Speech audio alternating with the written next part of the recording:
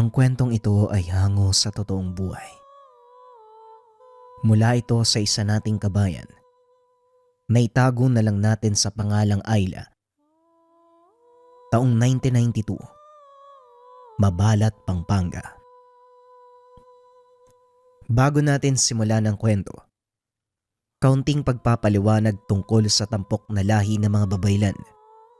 Sila ang matagal nang naglahong angkan ng mga tubig nun, nanirahan sa tabi ng pangpang ng mga ilog. Sinasabing ang mga ito may pagpapala mula sa diwata ng buwan na si Mayari. Meron silang kakayahan na manipulahin ang anumang anyong tubig, mapailog, lawa, batis o kahit tubig sa tapayan. Kilala bilang mahusay na manggagamot ang mga tubig nun. Kadalasang ginagamit ng mga ito ang elemento ng tubig sa panggagamot. Hanggang sa ngayon, pangunahing instrumento pa rin ito ng ating mga modernong albularyo. Bagaman matagal nang nawala ang lahi ng mga tubig nun, hindi naman naglaho ang legasiya ng mga ito. Lalo na sa Katagalugan, ginagamit pa din ito sa larangan ng panggagamot. Ito ang kakayahang ipapamalas ng ating tampok na karakter. Nang mga panong ito, kasalukuyang nasa edad 15 itong si Ayla, naninirahan sa Maynila. Ngunit tubong Pampanga ang kanyang mga magulang. Tuwing magsasara ang klase, umuuwi ang dalaga sa probinsya para doon magbakasyon. Sa ilang taong pabalik-balik ni Ayla sa kanilang probinsya, ni minsan hindi nito narinig ang kwento tungkol sa kanilang pinagmulan. Nalaman lang ito ng dalaga nang mamatay ang kanyang lolo Dagoy. Nagkataong naroon sina Ayla kasama ang kanyang mga magulang. Habang nagro-rosaryo, isang hindi pamilyar na lalaki ang pumasok. Naglapag ng itim na bulaklak na orchid sa tabi ng kabaong ng matanda. Tumayo ang ama ni Ayla upang batiin ito. Laking gulat ng dalaga dahil lumuhod pa ang mga tiyuhin at nakakatandang pinsan nito sa harapan ng matandang lalaki. Magsipagtayo kayo. Hindi ito ang oras at lugar para sa formalidad. Pareho tayong nagluluksa. Nasaan si Manang Flor? Wika ng lalaki. Nasa loob po ng kanyang silid, Tio Eliezer. Sandali lang o tatawagin ko. Tugon ni Mang Diego, ama ni Ayla. Hindi na kailangan. Eto, ilagay mo sa plolera ang mga itim na orchids. Paborito ito ni Manong Dagoy. Sayang lang at hindi ko siya naabutan. Wika ng matanda. Ako na po ang bahala, Tio Eliezer. Tumuloy po muna kayo sa loob nang makapaghapunan. Tamang-tama po ang inyong dating. Nakapagluto na po ang aking asawa. O sige, medyo nagugutom na rin ako sa haba ng biyahe. Muling wika ni Tandang Eliezer. Maya-maya ay lumabas si Tandang Flor sa kwarto. Binate ang dumating na panauhin. Mabuti naman at nakarating ka, Eliezer. Ang akala ko'y wala nang dadalo sa libing ni Dagoy. Hindi naman ho maaari na walang dumalo mula sa mga kamag-anak natin. Sa kabila ng mga nangyari, itinuturing pa din naming kalahi si Manong Dagoy. Naririnig ni Ayla ang pag-uusap ng dalawang matanda. Kaya hindi nito naiwasang magtanong sa ama.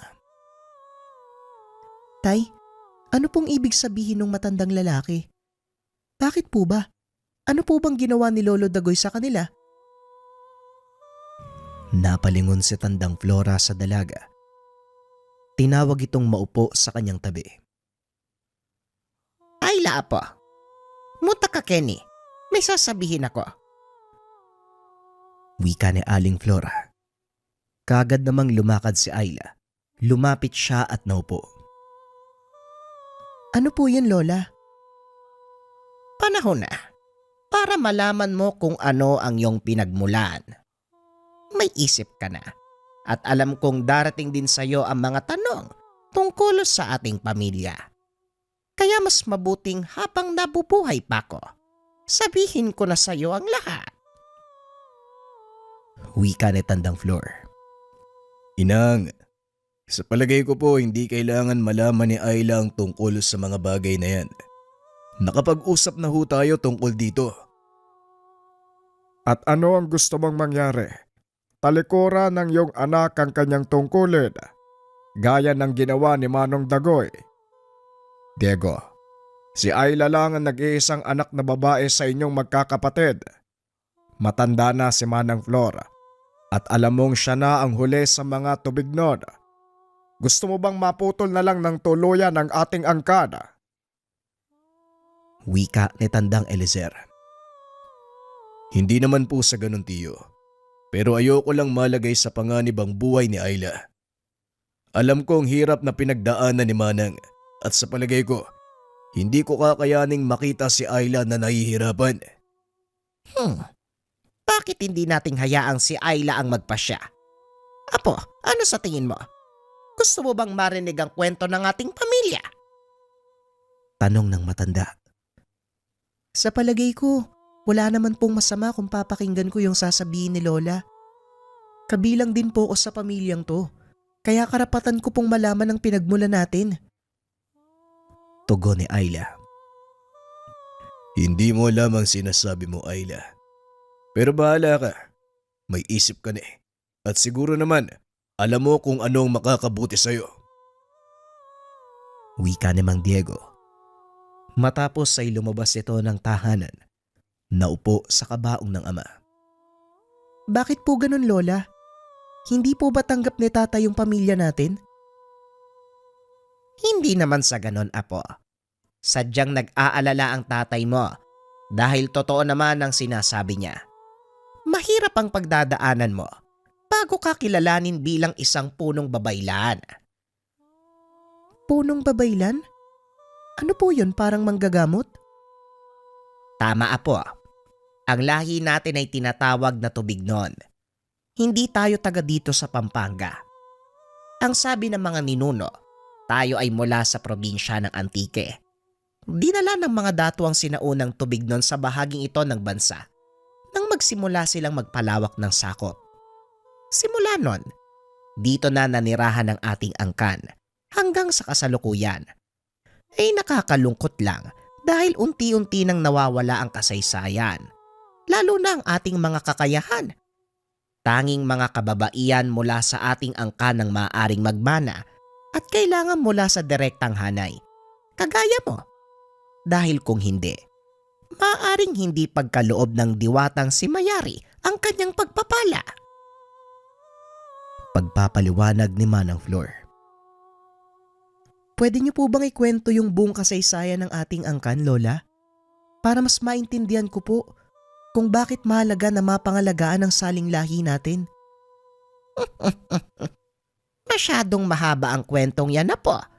Sigurado ka bang handa kang makinig? Oo naman po, Lola. Nasa lamay po tayo ni Lolo Dagoy at alam kong bawal matulog. Kaya mas mabuti pang makinig na lang ako sa kwento nyo. O sige, halika doon tayo sa kabilang bahay at may papakita ako sa iyo. Eliezer, sumunod ka dahil kakailanganin ko ang kaalaman mo sa pagbabasa ng mga sinaunang kasulatan. Pag-uusap ng dalawa. Hiwalay ang tahanan ni Tandang Flor sa bahay na pinaglalamayan ni Mang Dagoy. Dahil na din sa kanilang tradisyon na ang pinuno ng kanilang angkan ay dapat nakatirang mag-isa sa bukod na tahanan. Ito ang unang pagkakataon na makapasok ng tahanang iyon si Ayla. Kaya naman manghang-mangha ito nang makita ang loob ng tahanan. Aba, mahabang panahon na. Hindi ko na gagamit ang aking kakayahan sa pagbabasa ng sulat ng mga batala. Hindi ko lang alam kung kakayanin ko pang gawin yon ng matagal, Manang Flor. Wika ni Tandang Eliezer. Hindi mo naman kailangang basahin lahat. Yung mahalagang kaganapan lang at yung mahalagang bagay upang maunawaan ni Ayla ang lahat. Wika ni Tandang Flor. Naupo si Ayla sa sahig. Inilatag naman ni Tandang Eliezer ang mga lumang kalatas na gawa sa kawayan. Mahigit 500 taon na ang mga kalatas na yan, iha. Simula pa sa mga ninuno natin. Ito ang isa sa mga kayamanang pinakaiingatan ng ating angkan. Hindi ito maaaring mapunta kahit kanino dahil ito ang dugong dumadaloy sa ating kaugatan. Nakapaloob sa mga kalatas na ito ang sekreto kung bakit tayo kinilala bilang isa sa pinakamakapangyarihang babaylan sa bansa. Pagpapaliwanag ni Manang Flor. Kung handa ka na, Ayla, sisimulan ko ng pagbabasa. Makinig kang mabuti, iha. Wika ni Tandang Eliezer. Ang mga sumusunod ay batay sa pagsasalaysay ni Tandang Eliezer. Nagsimula ang kasaysayan ng kanilang angkan sa paglalakbay ng mga sinaunang Filipino. Mula sa bansang Borneo, lulan ng mga naglalakihang Karakoa. Binagtas ng mga ito ang mapanganib na karagatan hanggang sa marating nila ang kapuluan ng Hampik. Sa pamumuno ng isang makapangyarihang raha, nagawa nilang magtatag ng isang matagumpay na banwa. Sa pagtagal ng panahon, tuluyang dumami ang ating mga ninuno. Kinakailangang lumisan ng ibang pangkat. Hinati ng pinunong raha ang kanyang mga sakop. Ang ilan ay nanirahan sa karatig pulo ng Guimaras. Samantalang ang iba, sinakop ang isla ng Masbate, Romblon at Cebu. Samantalang ang ilan sa mga datu, nagpasyang maglayag paakyat ng Palawan hanggang sa marating ng mga ito ang malawak na kapuluan ng Luzon. Sa pamumuno ng isang dakilang lakan, itinatag ng mga ito ang Kalakang Maynila bilang pangunahing lungsod.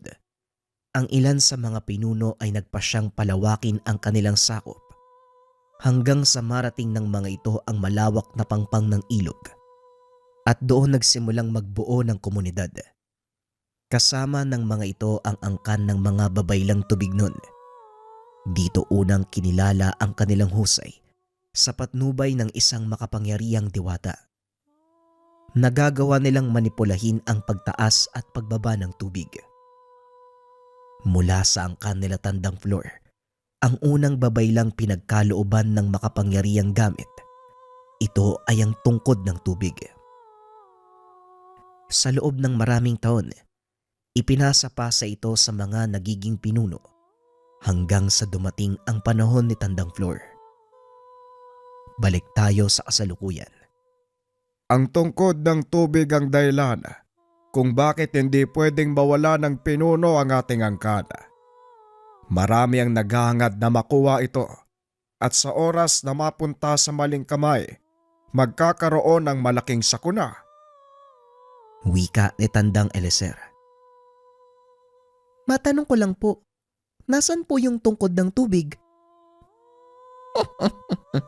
Matagal mo na itong nakikita, Ayla. Hindi mo lang nalalaman. Kung natatandaan mo, palagi kong pinapakuha sa iyo ang aking tungkod. Wika ni Tandang Flor. Biglang nanlaki ang mga mata ng dalaga dahil natatandaan niyang pinaglalaroan niya ito noong nasa edad 5 taong gulang pa lamang siya. Madalas niya itong kinukuha sa tabi ng matanda. Naglalakad na tila ginagaya ang pamamaraan ng paglakad ni Tandang Flor. Yung itim na kahoy, Lola? Yung may nakasulat na hindi ko maintindihan? May waga po pala yun? Tama ka, Ayla. Yun mismo. At ikaw lang ang tanging nakakahawak nun. Walang ibang maaaring humawak ng tungkod dahil matutunaw ito at mag-aan yung tubig. Kung gano'n naman po pala, Lola, wala tayong dapat ipag-alala. Wala naman po palang pwedeng ibang humawak, di ba? Oo, tama ka. Pero tatandaan mo, Ayla, hindi lang si Manang Flora nag-iisang pinunong babaylan ng Tubignon. Marami ang makagaya niya. At ang ilan sa kanila ay umanib na sa kasamaan. Naghahangad ng higit na kapangyarihan kaysa tamasahin ng kapayapaan. Sila ang mga taong dapat mong iwasan. Wika ni Mang Eliezer. Paano ko po malalaman kung sino sila? Malalaman mo pagsapit ng libing ng lolo dagoy mo. Ang itim na orchids ay para sa kanila. Huwag na huwag kang lalapit sa bulaklak na yon dahil tatanggalin nito ang anumang likas na kakayahan mo bilang Tubignon.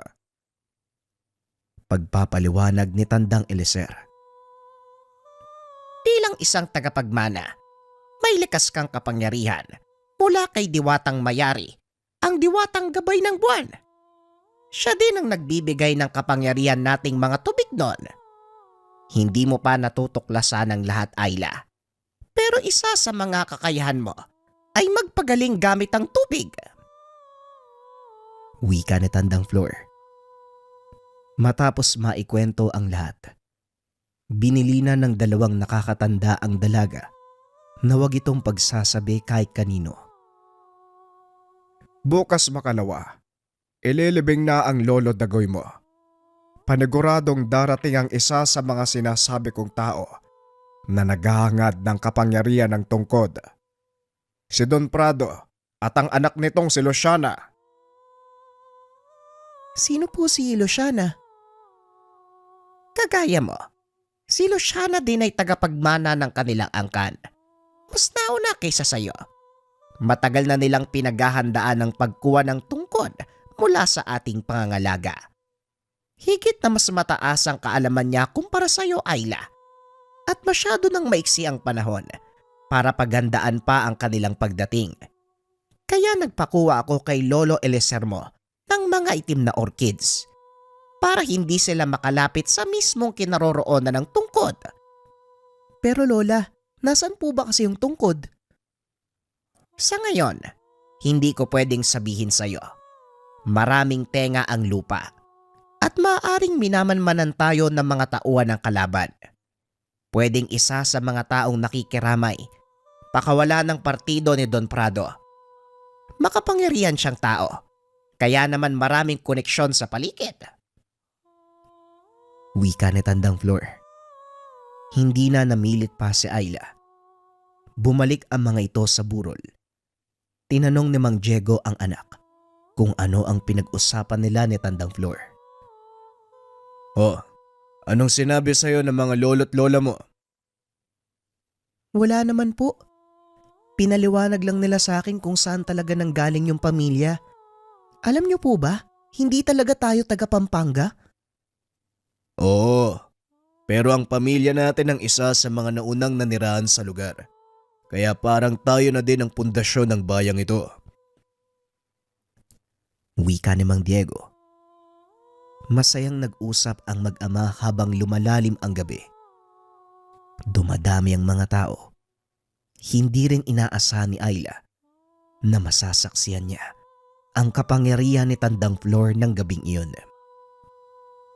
Tahimik na naglalamay ang lahat nang biglang makarinig ng malakas na kalabog. Nagsipagtayuan ang mga ito nang makita ang isang lalaking may hawak na itak. Ayla, pumasok ka sa loob. Bilisan mo! Wika ni Mang Diego. Dali-dali namang sumunod ang dalaga at habang papasok ng tahanan, nakita nitong palabas si Tandang Flor. Habang naglalakad, inunat nito ang kanyang kamay. Lumitaw mula sa sulok ang itim na tungkod. Kusa itong lumapit sa kanya. Sino ang naglakas ng loob na manggulo sa burol ng asawa ko? Sagot! Wika ni Tandang Flor. Sa wakas, lumabas ka ring mangkukulam ka. Anong ginawa mo sa asawa ko? Bakit napuno ng tubig ang tiyan niya? Sa inyo lang siya lumapit para magpagamot ah. Wika ng lalaki. Huminahon ka, Berting. ilapag mo yung itak. Pag-usapan natin ng maayos. Sabihin mo sa amin, ano ang nangyari sa asawa mo? Wika ni Tandang Eliezer. O ikaw, huwag kang makikialam dito ha. Kung hindi dahil sa kapatid mo, hindi sana magkakasakit ang asawa ko. Tugon ni Berting. Hindi naman nagsasalita si Tandang Flor. Hinayaan nito na si Tandang Eliezer ang makipag-usap. Hindi kita naiintindihan. Ipaliwanag mo ng mabuti kung anong kasalanan sa'yo ng kapatid ko. Nagpunta dito yung asawa ko para magpatingin. Pero nung pauwi na siya, imbis na bumuti yung lagay, lalo pang napasama. Hanggang kaninang umaga, tuluyan ang namaga yung tiyan niya eh. Hindi na makatayo, punong-puno ng tubig ang katawan ng asawa ko. Wika ni Mang Berting. Nang marinig ang paliwanag ng lalaki, saka pa lamang nagsalita si Tandang Flor. Nang magpunta ang asawa mo sa akin, hindi ganon ang kanyang kondisyon. Ngunit sinabi ko na may mambabarang na gumagambala at nagbibigay ng sakit sa kanya. Ang totoo, sinabihan ko siyang bumalik pero hindi niya ginawa. 3 araw nang nakakaraan simula nang magkausap kami. Huwag mo na akong linlangin. Walang ibang mangkukulam dito kung hindi ikaw, Tandang Flor. Sa oras na mamatay ang asawa ko, isasama kong bungangkan mo. Nagsipagtayuan ang mga kalalakian. Akmang kukuyugi na sana si Berting. Ngunit pinigilan nito ng matanda. Sandali lang. Talagang mamamatay ang asawa mo sa oras na hindi mo siya dalhin pabalik dito. Sundin mo ang sinasabi ko kung ayaw mong lumala ang sitwasyon. Wika ni Tandang Flor. Nung una ay nagdadalawang isip pa ito. Ngunit kalaunan, nagawa siyang mapapayag ni Tandang Flor sa tulong ni Tandang Eliezer. Halika, dalian mo, sasamahan kita. Alam kong kakailanganin mo ng tulong sa pagdala ng asawa mo dito. Wika ng matanda. Matapos ang pag-uusap, lumakad na din ang mga ito. Ipinahanda naman ni Tandang Flor ang kanyang kubo para sa panggagamot. Tutol ang ilan sa kanilang mga kaanak dahil nasa kalagitnaan sila ng burol ni Mang Dagoy. Ngunit walang nagawa ang mga ito. Buhay ng tao ang nakasalalay. Alam kong kawalang respeto sa patay ang gagawin ko. Pero kung nabubuhay si Dagoy, siguradong ito din ang gagawin niya. Buhay ng tao ang nakasalalay, kaya pakiusap unawain niyo at hayaang tuparin ko ang aking tungkulin. Pagpapaliwanag ni Tandang Flor. Matapos ay naglakad na ito papunta sa kanyang kubo upang maganda. Sumunod naman ang dalaga para makita ang gagawin ng matanda. Manggagamot po ba kayo ngayon, Lola? Tanong ni Ayla. Oo, apo. At ito ang tamang pagkakataon para maipamalas ko sa iyo ang kapangyarihan ng tungkod ng tubig. Wika na Tandang Flor. Tinignan ni Ayla ang hawak nitong tungkod. Ito nga ang dating tungkod ng kanyang Lola Flor. Maya-maya pa, dumating na si Mang Berting at Tandang Eliezer kasama ang pasyente. Iniga nila ito sa mahabang papag. Sinimulan ang panggagamot. Nakaupo lang si Ayla sa sulok habang pinapanood ang proseso ni Tandang Flor. Hinawakan nito ang kamay ng pasyente at saka nagsalita. Binalaan na kita. Ngunit hindi ka kaagad bumalik. Ayan, binigyan mo ng pagkakataon ng mambabarang na palalain ang sakit mo. Wika ni Tandang Flor. Hindi na po ako nakabalik dahil sumama po yung pakiramdam ko. Hindi na ako nakalakad Pasensya na po kayo, Tandang Flor, sa nagawa ni Berting. Nauunawaan ko. Wala kang dapat alalahanin. Sa ngayon, ang dapat mong isipin ay gumaling. Nagpakuha ito ng isang planggana ng tubig inilapag sa paanan ng pasyente. Itinapat ni Tandang Flor ang kanyang palad sa katawan nito. Nagsimulang mag-usal ng mga dasal. Biglang nawalan ng malay ang pasyente. Laking gulat ni Ayla dahil unti-unting tumutulo ang tubig mula sa katawan nito. Tinignan ng dalaga ang tubig sa planggana. Kusa itong gumagalaw. Ang tubig naman na nagmumula sa katawan ng pasyente, unti-unting pumapasok sa planggana. Ilang minuto na ang nakalipas, ngunit hindi pa rin natatapos ang ritual. Itinaas nito ang hawak na tungkod. Itinapat sa katawan ng pasyente. Muli itong nag-usal ng mga dasal. Sa pagkakataong iyon, kitang-kita ng dalawang mata ni Ayla kung paanong lumabas sa bunganga ng babae ang isang maliit na isda. Kung titignan ay mukha itong hito. Ang pinagkaiba lang, wala itong bigote at mahaba ang palikpik. Sinalo ni Tandang Eliezer ang maliit na nilalang gamit ang planggana. Walang hiya ang mambabarang na gumawa nito sa kanya, Manang Flor. Talagang hindi siya bubuhayin. Wika ni Tandang Eliezer. May kaalaman sa panggagaway ang mambabarang na gumawa nito. Isang engkantong isda ang itinanim niya sa katawan ng asawa mo, Berting. Wika ni Tandang Flor. Hindi na malayan ng mga ito. Unti-unti nang lumalapit si Ayla sa nilalang. Abala silang dalawa ni Tandang Eliezer sa pag-aasikaso sa pasyente. Laking gulat ni Manang Flor nang biglang sumigaw ang dalaga.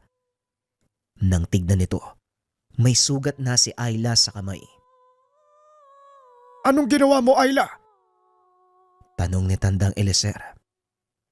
Hindi nakapagsalita ang dalaga dahil namumutla na ito sa takot. Hindi rin humihinto ang pag-agos ng dugo mula sa sugat nito. Kinagat siya ng nilalang. Magmadali ka, Eliezer. Gawan mo ng paraan. Kailangang maampat ang pagturugo. Wika ni Tandang Flor. Dali-daling tinalian ni Tandang Eliezer ang braso ng dalaga. Dinala ito sa sala. Kumalma ka, Ayla. Isipin mo ang dapat gawin. Gaya ng sinabi ng lola mo, may likas kang kakayahan para magpagaling. Gamitin mo ito dahil ikaw lang ang makakagamot sa sarili mo. Wika ni Tandang Eliezer. Matapos ay iniwan niya si Ayla. Binalikan ng pasyente. Pinakalma ng dalaga ang sarili at nag-isip ng paraan. Ngunit walang pumapasok sa isipan nito. Hanggang sa unti-unting nawawala sa uliratang dalaga at tuluyang nawalan ng malay. Nagising na lang ito dahil sa tilaok ng manok. Nang bumangon na si Ayla sa kanahigaan, nakita nitong nakaupo ang pasyente sa papag. Tinignan din ito ang kanyang sugat. May nakataling benda. Tumigil na rin ang pagdurugo. Mukhang hindi nangyari ang inaasahan ko, Ayla. Imbis na pagalingin mo ang iyong sarili, nagawa mo pang matulog. Pasensya na po, Lola. Hindi ko po alam yung gagawin ko eh. Alam mo ang gagawin mo. Pero pinili mong hindi gamitin ang nakatagong kaalamang nananalaytay sa ugat mo. Hindi ka pa nga handa. Muling wika ni Tandang Flor. Hindi ko po talaga alam yung gagawin, Lola. Pasensya na po kayo. Wika ng dalaga. Hinawakan ito sa ulo ng matanda at muling nagsalita. Huwag mo nang alalahanin yon. Sa pagdaan ng mga araw, unti-unting mahasa ang kakayahan mo. Sige na, magpahinga ka na. Matapos ang panggagamot, nagpasalamat sina Berting at ang asawa nito dahil nagawang iligtas si Tandang Flor hindi lang ang buhay ng ginang kundi maging ang sanggol na nasa sinapupunan. Pag-alis ng pasyente, muling tinignan ni Ayla ang nilalang na nasa planggana. Buhay pa ito, nagpapaikot-ikot sa planggana. Lola, ano po bang tawag sa isda na to? Tanong ni Ayla. Isang uri ng engkantong isda na inalagaan ng mga manggagaway. Madalas nilang ginagamit ang mga ito para magtanim ng sakit sa katawan ng biktima. Unti-unti nitong kakainin ng lamang loob hanggang sa tuluyang maubos na magiging dahilan ng pagkamatay ng pasyente. Eliser, ilabas mo ang isdang ito at patayin. Siguraduhin mong hindi ka matutusok ng tinik ha. Makamandag ito. Wika ni Tandang Flor. Dahil sa mga nangyayari, unti-unting napapagtanto ni Ayla ang kalagahan ng kanilang angkan at ang tungkuling nakaatang sa kanilang balikat.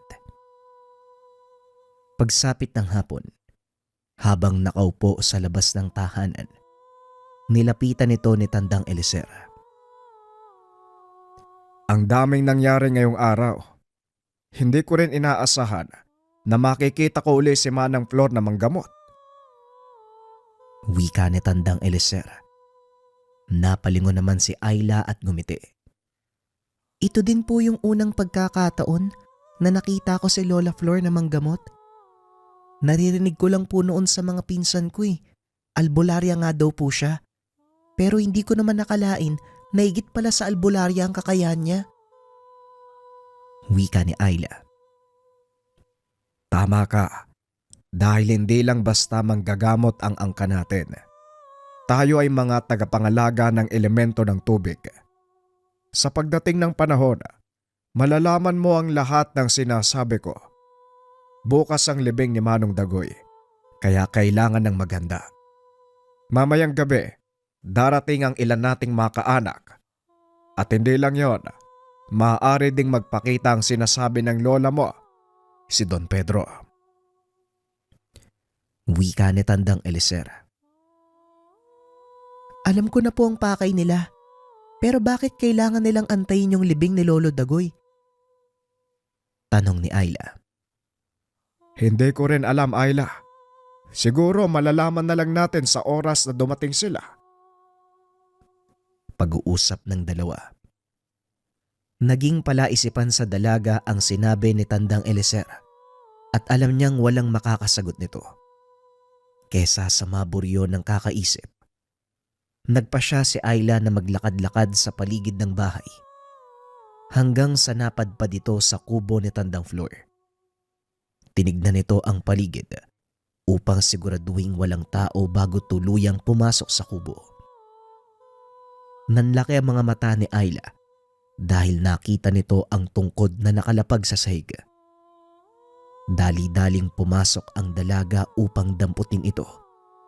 Itinago niya sa sulok. Kaso nga lang, biglang nakaramdam ng kakaibang pakiramdam ang dalaga nang dumampi ang kanyang palad sa tungkod.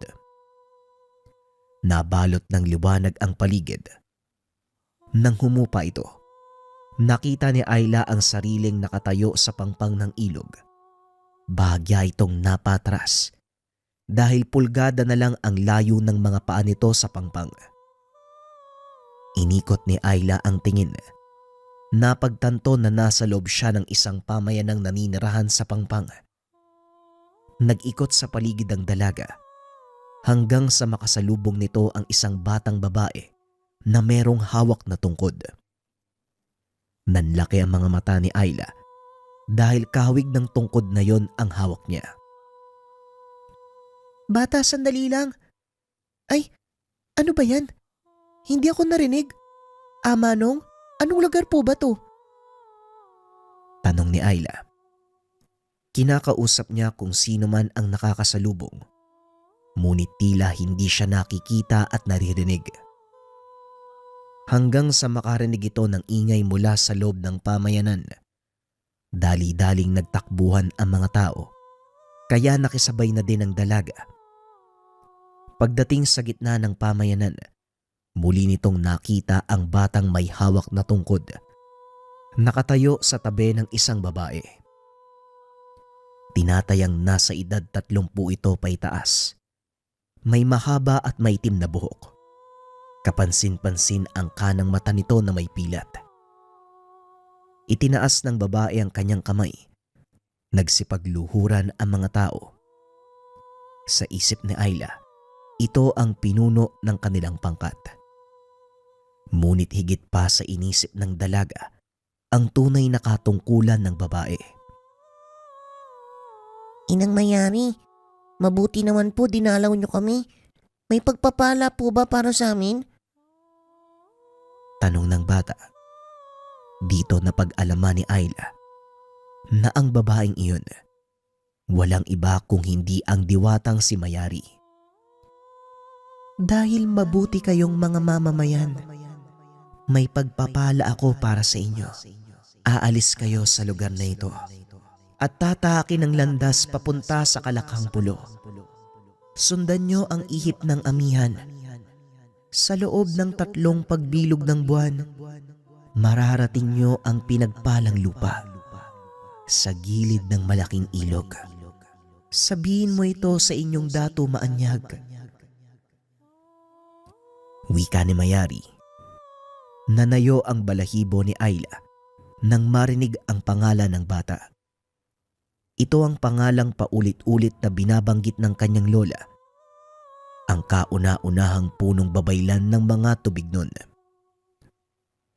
Nang mga sandaling iyon, tila mabilis na lumipas ang panahon sa harapan ng dalaga na parabang ibinabalik siya sa nakaraan. Dito lubusang naunawaan ni Ayla ang pinagmulan ng kanilang angkan. Maya-maya ay bumalik na sa uliratang dalaga. Narinig nitong papalapit sa kubo si Tandang Flor, kasama si Tandang Eliezer at Mang Diego. Dali-daling inilapag ng dalaga ang tungkod. Nagkunwaring nagbabasa ng libro tungkol sa mga halamang gamot. Oh, nandito ka lang pala, Ayla. Anong ikinakatakot mo, Diego? Bakit po, tay? Ano po bang nangyayari? Eto kasing tatay mo biglang nataranta. Ang sabi niya, may kung anong humila sa'yo papasok sa butas. Hindi niya naman matukoy kung anong uri ng butas. Kaya hinanap ka namin sa buong paligid. At gaya ng inasahan ko, nandito ka nga sa loob ng aking kubo. Kitang-kita ko sa panaginip, anak. May 2 malaking kamay ang humila sa'yo papasok sa isang lagusan. At simula nun, hindi ka na namin nakita pa. Wika ni Mang Diego. Ang mabuti pa, uminom ka muna ng salabat at magpahinga. Ilang gabi ka nang walang tulog, Diego. Mamaya, nandito na ang mga panauhin. Para kang balisang isda. Matulog ka muna.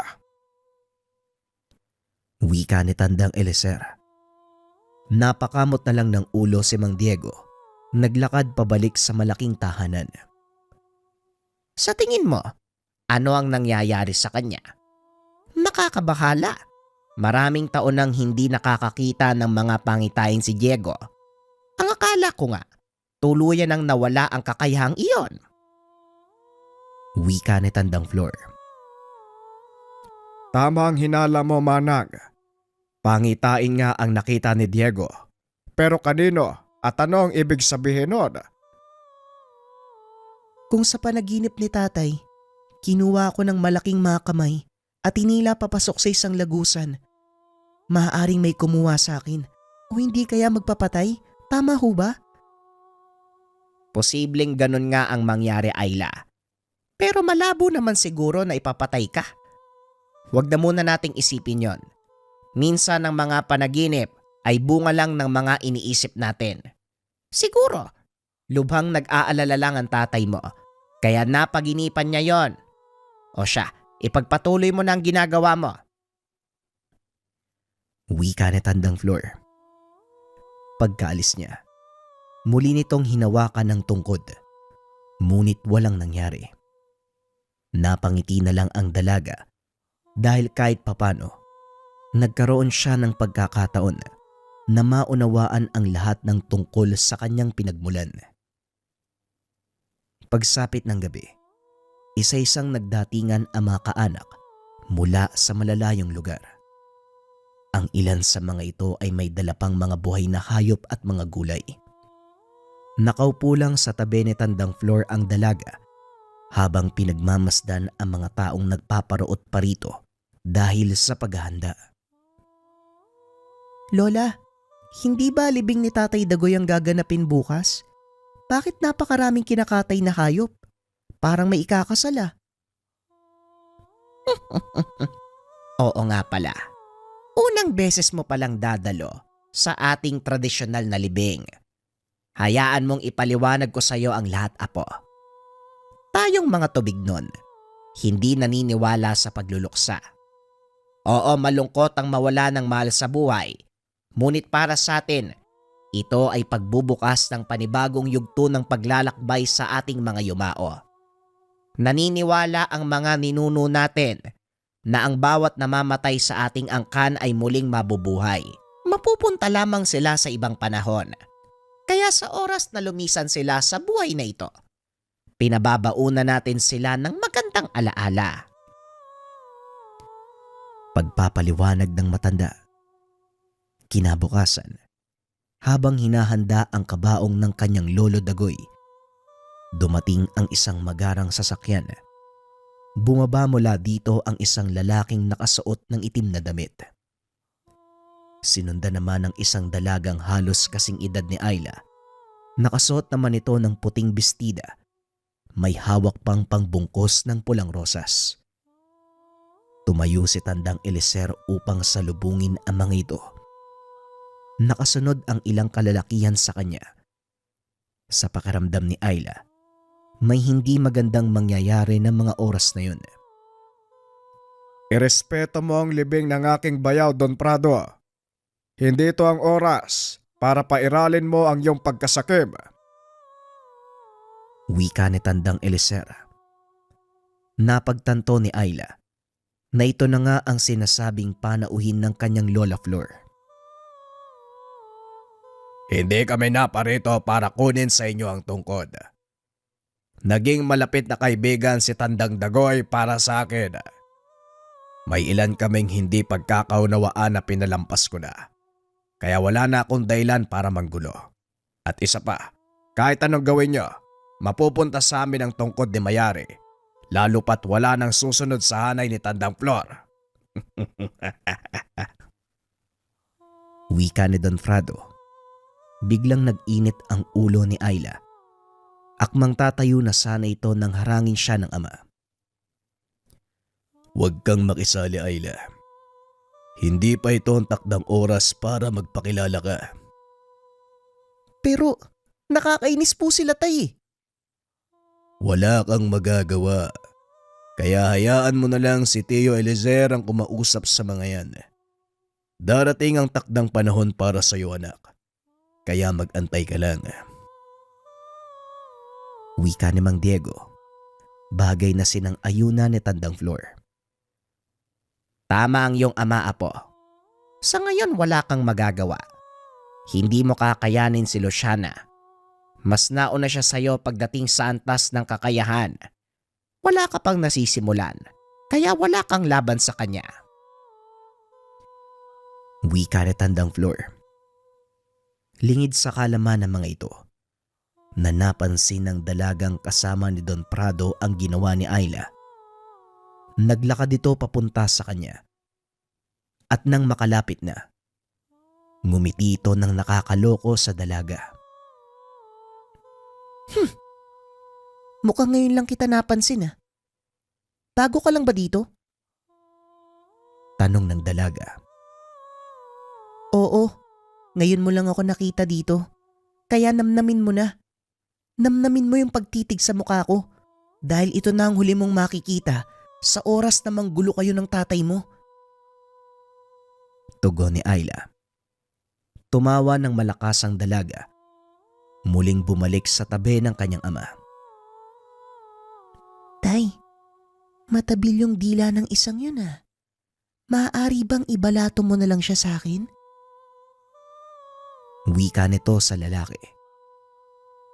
Darating tayo dyan. Sa ngayon, igalang muna natin ang burol. Wala kang gagawin, Luciana. Hindi tayo naparito para maggulo. Sige na. Ilapag mo na sa kabaong ang dala mong rosas. Nang makalis na tayo, marami pa akong gagawin. Tugon ng lalaki. Naglakad ang dalaga papunta sa kabaong ni Mang Dadoy. Akmang ilalapag na nito ang bulaklak. Nang biglang may kung sinong nagsaboy ng tubig sa kanya. Sino? Sinong walang yang may gawa nun? Tanong ng dalaga. Walang sumagot sa mga kaanak ni Tandang Flor. Ngunit nang lingunin si Ayla, wala na ito sa kinaupuan. Laking gulat ng mga nakakatanda dahil nakita itong nakaharang sa daanan palabas habang hawak ang tungkod ng tubig. Ang ayoko sa lahat, binabastos ang lolo Dagoy ko. Pagbabayaran mo yung ginawa mo. Ayla, apo, anong ginagawa mo? Bakit mo hawak ang tungkod? Ibigay mo sa akin yan bago pa may mapahamak. Hindi mo na siya mapipigilan, Manang. Tignan mo ang kanang mata ni Ayla. Kahalintulad na ito ng mata ni Mayari. Mahabaging batala. Delikado ito. Mga kasama, siguraduhin hindi mababasa ang kabaong ni Manong Dagoy. Dalhin niyo ito sa loob ng tahanan. Wika ni Tandang Eliezer. Alam nila na hindi na mapipigilan si Ayla dahil pinangunahan na ito ng galit. Isang nagmamagaling. Sigurado ka bang kaya mong gamitin ang tungkod na yan? Wika ni Don Frado. Umalis ka na, Prado. Kung mahal mo pa ang buhay mo. Wala na sa amin ang makakapigil pa kay Ayla. Tignan mong maigi ang kanyang mga mata. Wika ni Tandang Flor. Tinignan ito ni Don Prado. Napagtanto, nakalintulad na ito ng mata ng diwatang si Mayari. Sa mga hindi nakakalam, ang kanang mata ng diwatang si Mayari, napinsala sa laban nila ni Apolaki. Ito ang nagkaroon ng mahabang pilat at nabulag ito. Bahagyang umatras si Don Prado nang mapagtanto ang sinasabi ni Tandang Flor. Ngunit hindi nakinig sa kanya si Luciana. Walang niya ka? Sino ka sa palagay mo? Hindi porket hawak mo ang tungkod, kaya mo nang gamitin yan laban sa akin. Nagkakamali ka ng binangga. Wika ni Luciana. Akmang magtatas na ito ng kamay nang biglang ikumpas ni Ayla ang tungkod. Sumaboy sa dalaga ang tubig na nasa malaking tapayan. Huwag ka masyadong ambisyosa. Hindi ka karapat dapat na pag-aksaya ng lakas. Umalis na kayo. Matuto kayong gumalang sa libing ng may libing. At kung hindi pa rin kayo makikinig, pasensya na lang tayo. Dahil baka lunurin ko na kayo sa sarili niyong mga tubig. Wika ni Ayla. Dali-daling lumabas ang mag-ama sa bakuran. Pinagtawanan ng palihim ng mga tao ang dalawa. Lalo na si Luciana na basang-basa ng pinaghugasan ng pinggan. Ibinaling naman ng mga nakakatanda ang atensyon kay Ayla. Nagtataka ang mga ito kung paano niyang nagamit ang kapangyarihan ng tungkod. Kahit hindi pa ito lubusang itinuturo sa kanya ni Tandang Flor. Saan mo natutunang gamitin ang tungkod, Ayla? Tanong ng matanda. Hindi ko rin po alam, Lola eh. Kusa na lang pong lumitaw sa kamay ko nung makaramdam ako ng matinding galit. Tugon ni Ayla. Patunay lang ito na ikaw nga ang susunod na tagapagmana ng tungkod na yan. Mabuhay ang susunod na pinuno ng mga tubig doon. Ito ang isa sa mga dahilan ng pagdiriwang, apo. Ang kaganapan ng iyong tungkulin bilang tagapaghalili ko. Masaya ko tuluyan mong tinanggap ang pangalaga sa tungkod. O siya, maghanda ka na. Malapit na nating iatid si Lolo Dagoy mo sa kanyang huling hantungan. Wika ni Tandang Flor. Naidaos naman ng maayos ang libing ni Mang Dagoy. Pagkatapos ng okasyon, kinausap ang dalawang matanda. Siguradong nanggagalaiti na si Don Prado. Babalik sila. Yon ang kailangan nating pagandaan. Hindi ko po alam Pero sa palagay ko, kaya ko silang harapin. Hindi, Ayla. Ako ang haharap sa kanila dahil nasa akin pa ang katungkulan. Hindi pa napapanahon para gamitin mo ang kapangyarihan ng tungkod. Pero Lola, nakita niyo naman po yung ginawa ko, di ba? Huwag nang matigas ang ulo. Hindi mo alam ang kayang gawin ni Luciana. Hindi lang niya magamit ang kakayahan dahil sa itim na orkidyas na nakapaligid sa bakuran.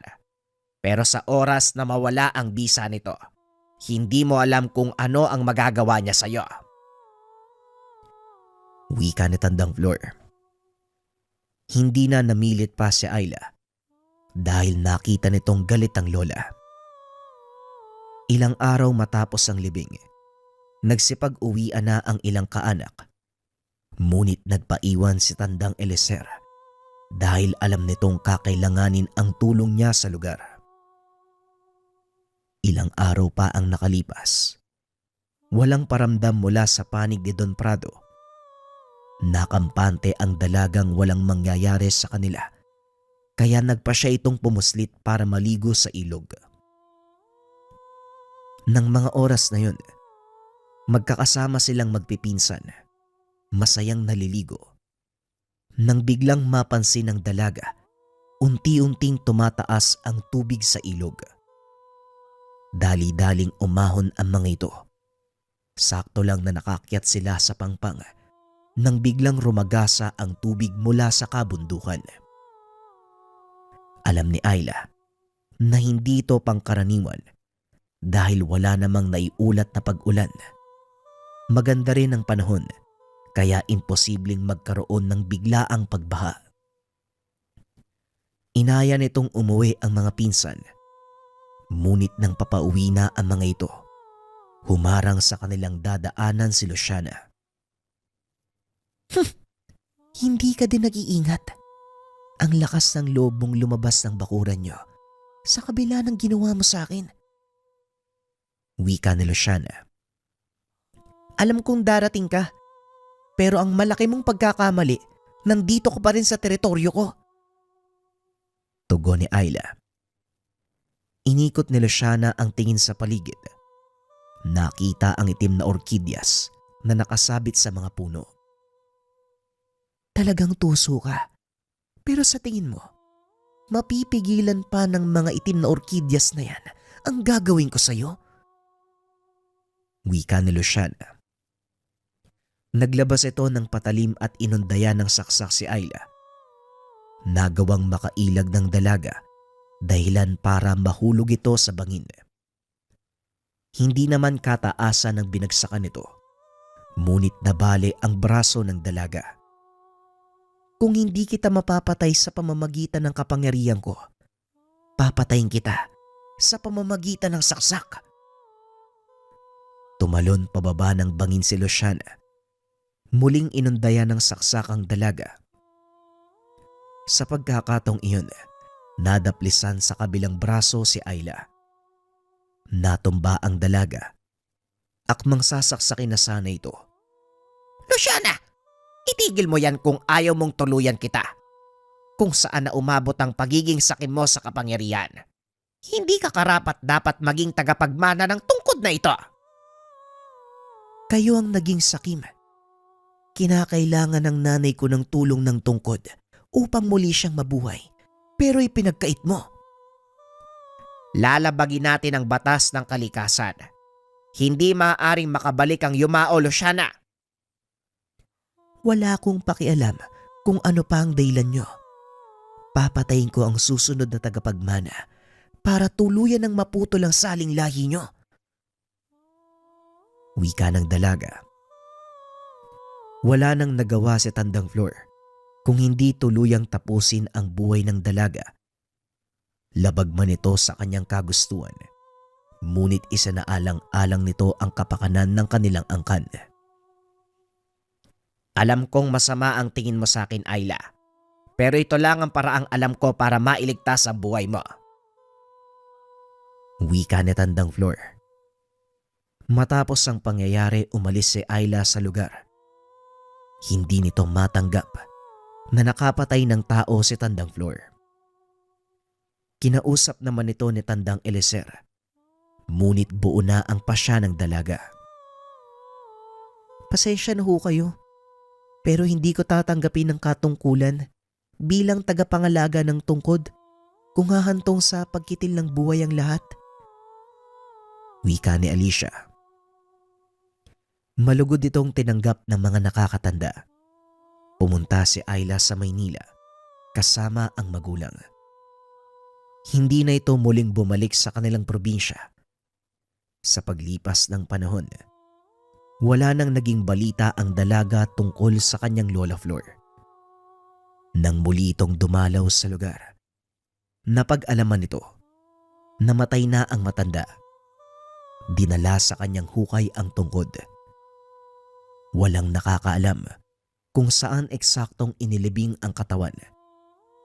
Para kay Ayla mas mabuti na ang ganito nang wala nang mabulag pa sa kapangyarihang taglay ng tungkod ni Mayari, ang tungkod ng tubig. Maraming salamat sa pakikinig ng ating kwento mga kabayan. Kaunting katanungan para sa inyo mga kabayan. Kung sakali ba na kayo yung pinili, example, kayo yung piniling tagapagmana ng tungkod ng tubig, tungkod ng kidlat o apoy, pero ganito rin yung sitwasyon.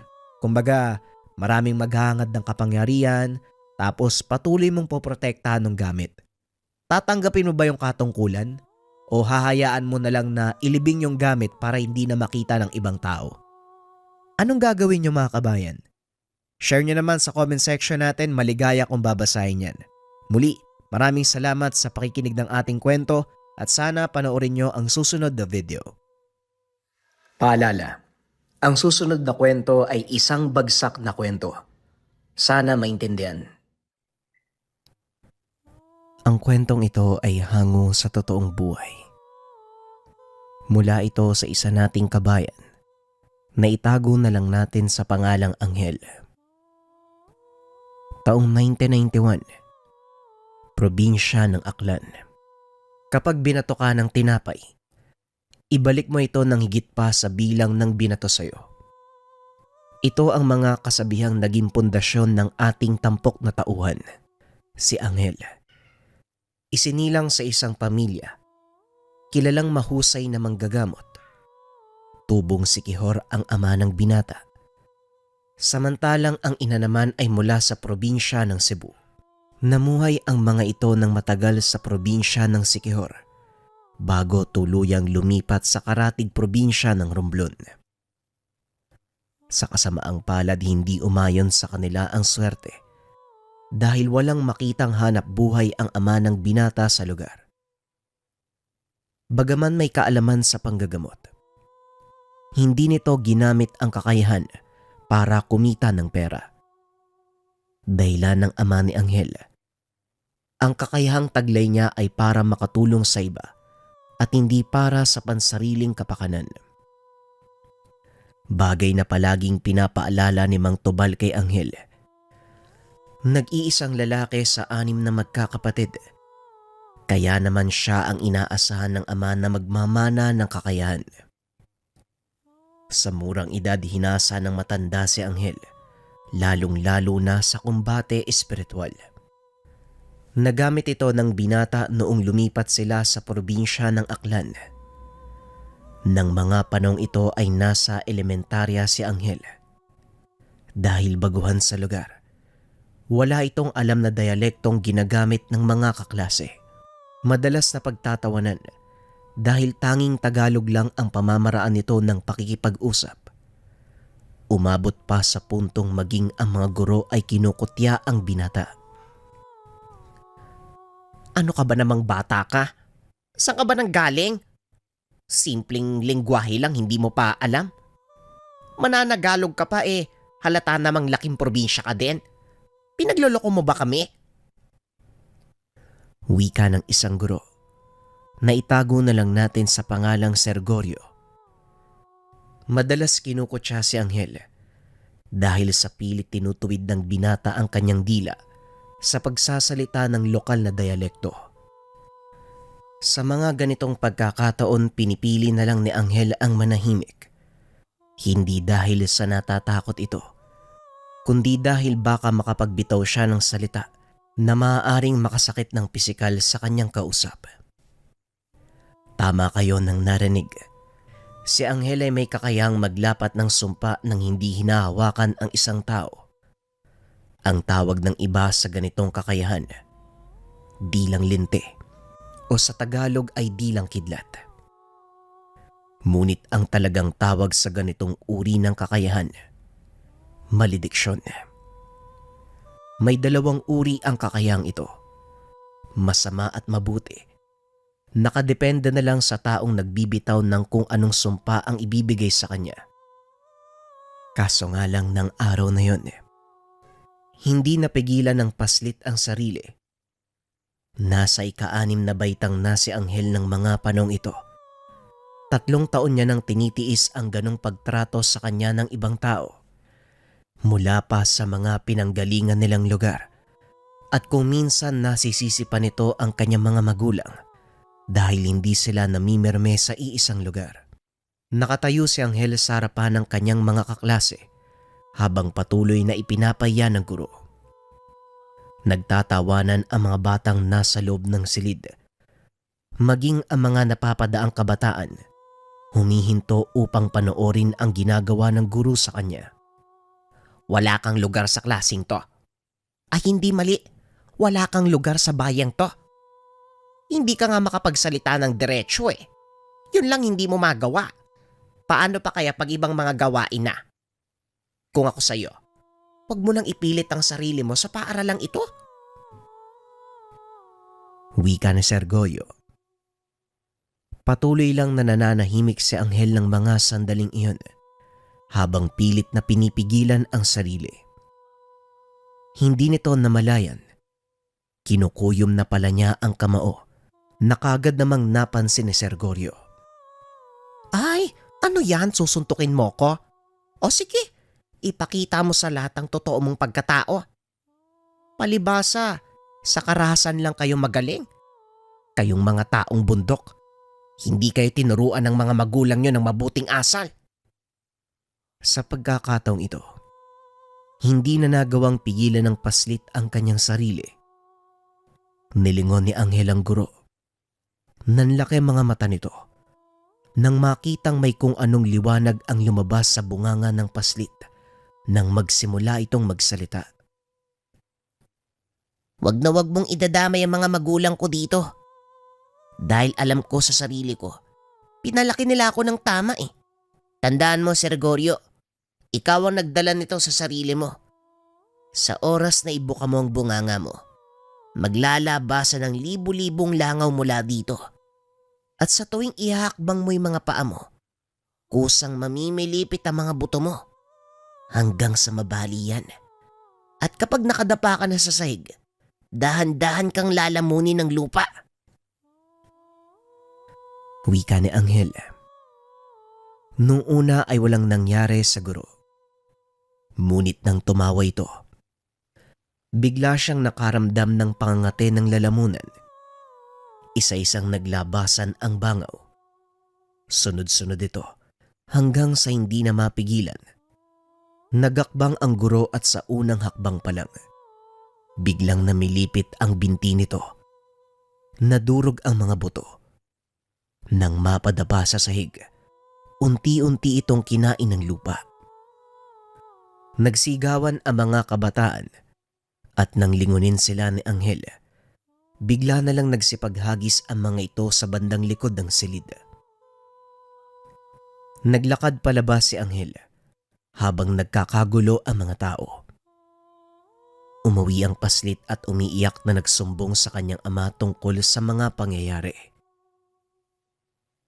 Anong nangyari, Anghel? Bakit ka umiiyak? Tanong ng ama. Tay, hindi ko po sinasadya eh. Kasi hindi sila tumitigil sa pagsasabi ng masasakit na salita sa akin.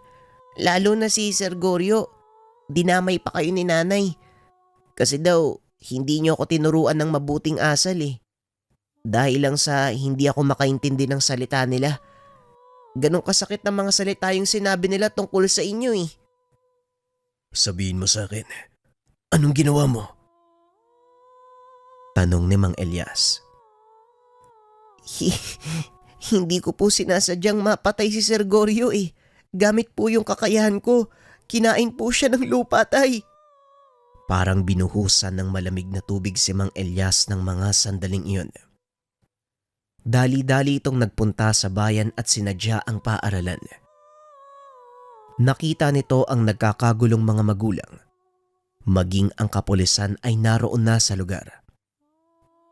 Walang nakapagsabi ng totoong nangyari dahil hindi naman nila nakita ang ginawa ni Anghel. Maging ang mga kaklase nito, hindi rin maalala ang nangyari. Nakahinga ng maluwag si Mang Elias nang malamang hindi ito napansin ng lahat. Dali-daling umuwi ang ama at kinausap ang ina ni Anghel. Marta, nangyari na ang pilit kong iniiwasan. Nagamit ni Anghel ang kanyang kakayahan. Mabuti na lang, walang nakapansin sa anak natin. Wika ni Mang Elias.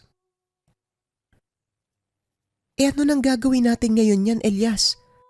Hindi may tatago ni Anghel ang kakayahan niya habang buhay. Darating ang panahon, hindi may iwasan ng anak mo ang ganitong pangyayari.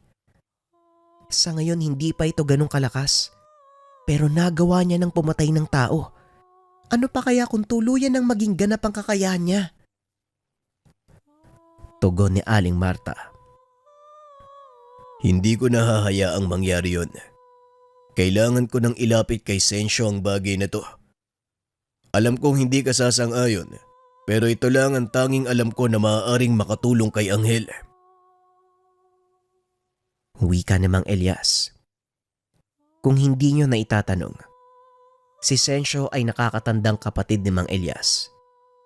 Bihasa ito sa pagseselyo ng kakayahan ng tao. Kagaya na lang ng pagsasara ng ikatlong mata.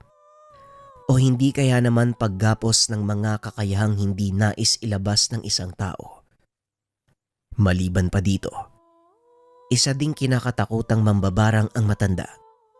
Kaya hindi gusto ni Aling Marta ang makipagsalamuha sa taong ito. Alam mong ayokong lumapit ang anak mo sa taong yun eh. Pasensya na, Elias, pero hindi ako papayag. Tugon ni Aling Marta. Anong gusto mong mangyari? Lalong lumala ang sitwasyon. Pasensya na din, Marta. Pero hindi ko hahayaang mapahamak ang anak natin dahil lang sa kawalan mo ng tiwala sa kapatid ko. Wika ni Mang Elias. Kinabukasan maaga itong bumiyahe papunta sa kinaroroonan ng kapatid. Mabuti na lang nakatira na ito sa Antique at doon itinuloy ang kanyang panggagamot. Hapon na nang dumating si Mang Elias sa tahanan ni Mang Sensyo. Napakaraming tao ang nag-aantay sa bakuran nito. Nung una hindi pa nakilala ng matanda si Mang Elias. Sinabihan pa itong umuwi na. Tinatapos na lang niya ang mga nakapila. Magpapahinga na si Mang Sensyo. Mabuti na lang lumabas ang anak nitong si Jacob. Kagad nakilala ang tiyuhin. Tio Elias, ikaw ba yan? Anong ginagawa mo dito sa labas? Tanong ng binata. Sabay aya nito papasok ng tahanan. Hindi ba nagsabi na ako, hindi na ako tatanggap? Ay, Elias, ikaw pala. Ikaw pala yan. Anong ginagawa mo dito? Bakit ngayon ka lang nakadalaw? Wika ni Mang Sensyo. Pasensya na sa abala, Manong Sensyo. Mangyari kasi kailangan ko ang tulong mo. Unti-unti nang lumalakas ang kakayahan ni Anghel. Hindi ko na alam kung anong maaari naming gawin. Natatakot ako na baka hindi niya kayang pigilan at mas maraming tao pang mapahamak.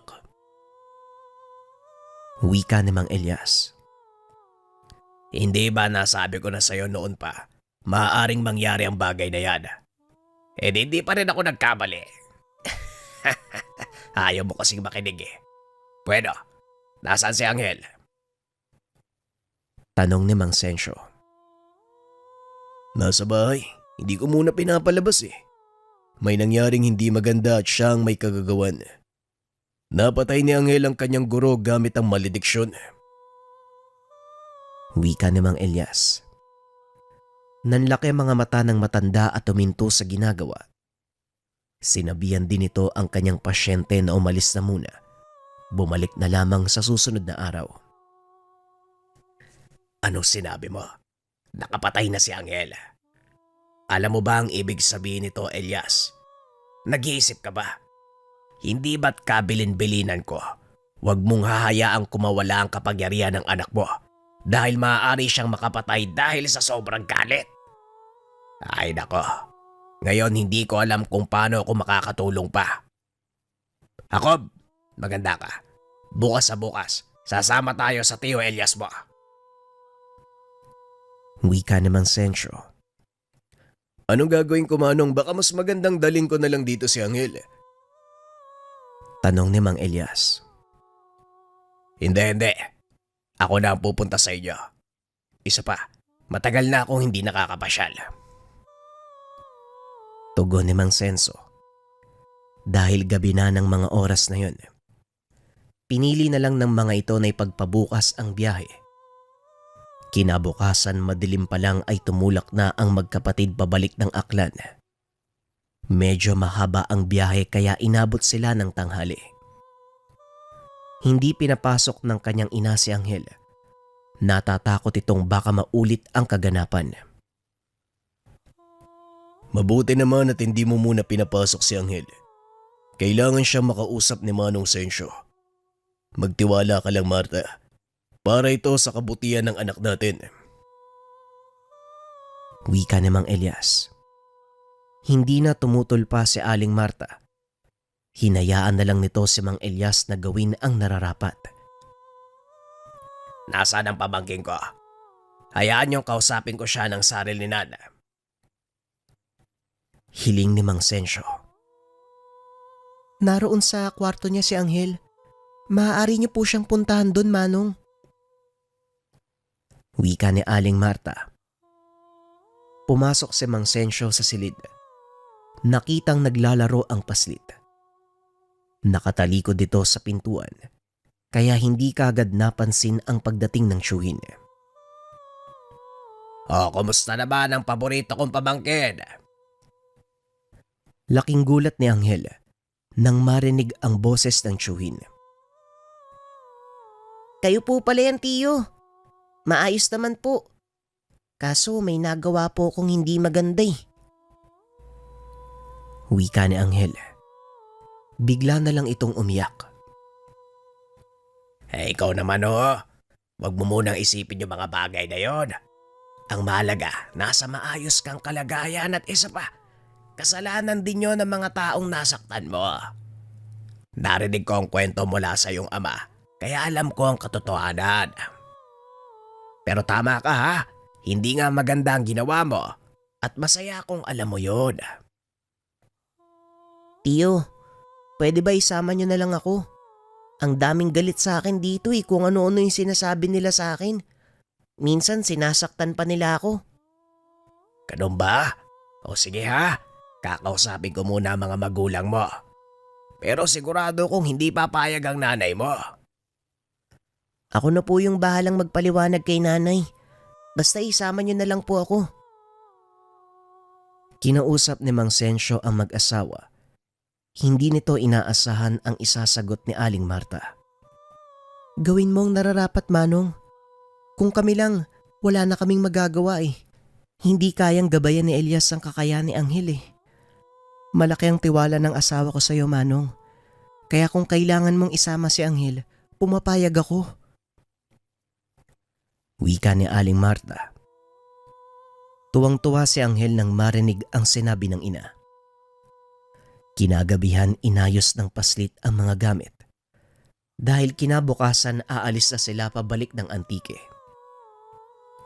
Habang nasa biyahe, kinausap ni Mang Sensyo si Angel. Pinaliwanag nito ang magiging buhay sa kanyang pangangalaga. Hindi magiging madali ang lahat, Angel ha. Alam mong wala akong ibang katuwang kung hindi ang Manong Jacob lang.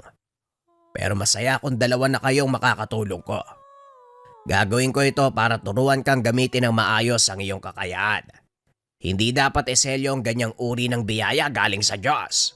Bagkus pinapagyabong yan at ginagamit sa mabuting paraan. Pagdating sa tahanan, kagad sinalubong ni Jacob ang paslit. Mabuti naman nakarating na kayo. Oh, ang laki mo na, Angela. Kumusta ka?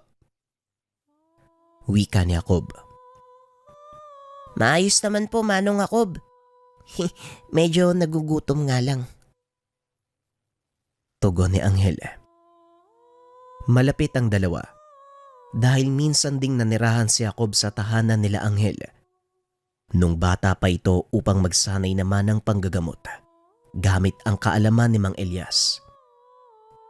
Nang matapos ito sa pagsasanay, bumalik siya sa ama upang tulungan ito sa kanyang gawain.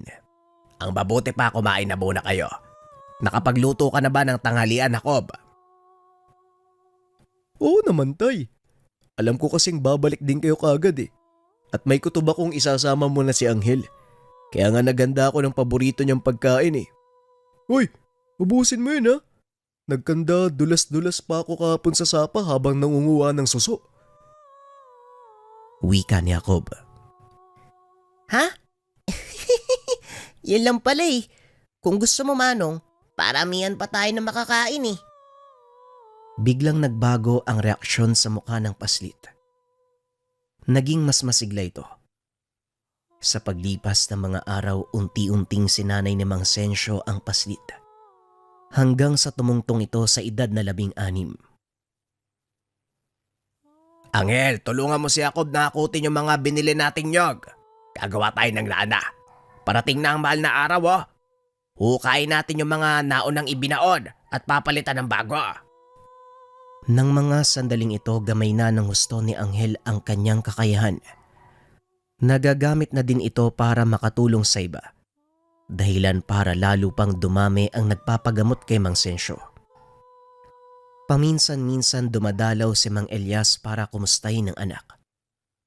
Huminto na din ito sa panggagamot. Pinili na lang atupagin ang kanilang lupang sakahan na ibinigay ng pamahalaan. Opo, Tiyo. Kami na din po yung magkakayod at magpipiga. Wika ng binatang si Angel. Aba, talagang maaasahan kayong dalawa ng Manong Jacob mo ah. Sayang nga lang, huminto na sa panggagamot ang ama mo. Pero hindi bali na. Andiyan ka naman para ituloy ang nasimulan niya eh. Napangiti na lang si Angel dahil pangarap nitong sundan ang yapak ng ama. Alam ko po yun, Tiyo. Wala pong masamang pangarapin ng mga pangarap din ni tatay sa akin. Sige po hakutin ko muna yung mga nyug para pagdating ni Manong Jacob, makapagsimula na kami ng pagkakayod. Naging masaya ang pananatili ni Angel sa lugar dahil alam nitong meron siyang silbi. Kahit papano, natutuwang makisalamuha sa mga tao. Nawala na din ang takot nito na baka makasakit siya ng iba. Ngunit kahit anong gawing pag-iwas, hindi pa rin nawawala ang mga taong sadyang hinahamon ang pasensya ni Angel. Naganap ang pangyayaring ito nang minsan silang nakidayo ng gamutan sa kabilang bayan. Isinama ni Mang Sensyo ang dalawa dahil biktima ng isang malakas na mambabarang ang pasyente. Bahagi ito ng pagsasanay ni Angel, kaya naman ginusto din ng binata ang sumama. Habang naghahanda, napansin ni Angel ang isang lalaking panayang tingin sa kanya. Hinayaan niya lang ito at nagpatuloy sa ginagawa. Sa kalagitnaan ng gamutan, nakita ni Angel ang parehong lalaking pumasok sa bahay. Sa pagkakataong iyon, lumapit ito kay Mang Sensyo. Wala namang ginawa o sinabi ang lalaki. Ngunit biglang napaangat ng tingin ng matanda. Tinignan si Jacob at Angel. Dito napagtanto ng binata na may hindi magandang magaganap. Bigla itong tumakbo palabas ng bahay. Dali-daling hinabol ni Jacob. Sinundan ni Anghel ang dalawa at nakitang nagbubuno sa bakuran. Hindi alam ni Anghel ang gagawin ng mga sandaling iyon. Nakapagbitaw ito ng tigalpo upang mapigilan ang lalaki. Sa kasamaang palad pati si Jacob ay tinamaan, kaya hindi nito magawang igalaw ang katawan. Pambihira ka naman, Anghel, oh. Bakit pati ako dinamay mo? Wika ni Jacob. Kinalas ng binata ang tigalpo, dahilan para makatakas ang lalaki. Naku, pasensya na Manong ha. Imbis na makatulong lalo pang lumala yung sitwasyon. Teka, sino ba kasi yung lalaking yun? Tanong ni Anghel. Malamang kasamahan ng mambabarang. Bilisan mo. Kailangan natin siyang habulin. Hindi dapat makarating sa mambabarang to eh. At teka, may gagawin ako ha. Pero wag ka magsusumbong kay tatay. Tugon ni Jacob. Ano ba yung gagawin mo Manong? Baka mamaya malintikan tayo kay Tio Sensyo. Tanong ni Anghel. Hindi yan. Basta wag ka lang magsusumbong. Siguradong matutuwa ka pa nga sa gagawin natin eh. Wika ni Jacob. Wala namang nagawa ang binata kung hindi samang-ayon sa plano ng pinsan. Sinundan ng mga ito ang lalaki. Ngunit nahirapan silang hanapin kung saan ito nagpunta dahil walang naiwang bakas. Saan naman natin nahanapin yung taong yun? Ni hindi mo nga alam ang pangalan nun eh. Wika ni Anghel.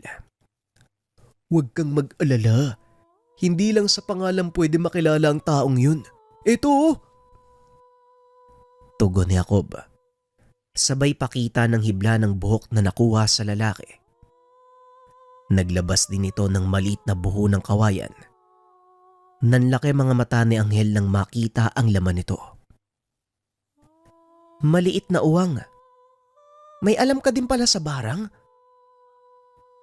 Tanong ni Anghel. Malamang, mambabarang yung tatay ko, diba? Tugon ni Jacob. Mabilis na inusala ng dasal ni Jacob ang uwang. Itinali ang buhok na nakuha sa binti nito matapos ay pinalipad ang alaga. Tapos, anong gagawin natin dito? Tanong ni Anghel. Mag-aantay tayo at habang ginagawa natin yun, balikan muna natin si tatay. Iiwan ko na lang ang buo dahil dito din babalik yung alaga ko maya-maya lang. Tugon ni Jacob. Pagpasok nila ng tahanan, sakto namang tapos na sa panggagamot si Mang Sensyo. Nagawa nitong pagalingin ng pasyente, ngunit hindi matunton ng may gawa. Anong nangyari doon sa inabol niyo? Ang buong akala ko pa naman mahuhuli niyo. Wika ni Mang Sensyo habang nakatitig kay Anghel. Pasensya na po Tiyo. Hindi ko sinasadyang matamaan pati si Manong Jacob ng tigalpo eh. Tugon ni Anghel habang nagkakamot ng batok. Tama sana ang intensyon mo. Ang mali lang yung dasal na ginamit mo. Hindi magagawang huliin ng isang mambabarang gamit ang dasal. Lalo na yung panggapos, lalo na kung may kasama pa. Tignan mo ang nangyari. Nadamay si Manong Jacob mo. Piliin mong mabuti ang gagamitin mo. Wika ni Mang Sensyo. Opo, pasensya na po ulit Tiyo. Matapos ang panggagamot, nag-aya ng umuwi ang matanda. Nagpaiwan naman si Jacob. Alam ni Anghel ang dahilan nito, kaya naman sinamahan niya ang pinsan. Manong, sasamahan ko na lang po si Jacob. Wika ni Anghel. Pumayag naman si Mang Sensyo. Pagalis ng matanda ay muli nilang binalikan ng lugar kung saan iniwan ni Jacob ang buo. Pagdating sa lugar, nakita nila ang uwang na nakadapo sa buho. Dali-daling kinuha ni Jacob ang uwang. Ngayon maganda ka. Ito ang unang beses nating makikipagtuos sa mambabarang.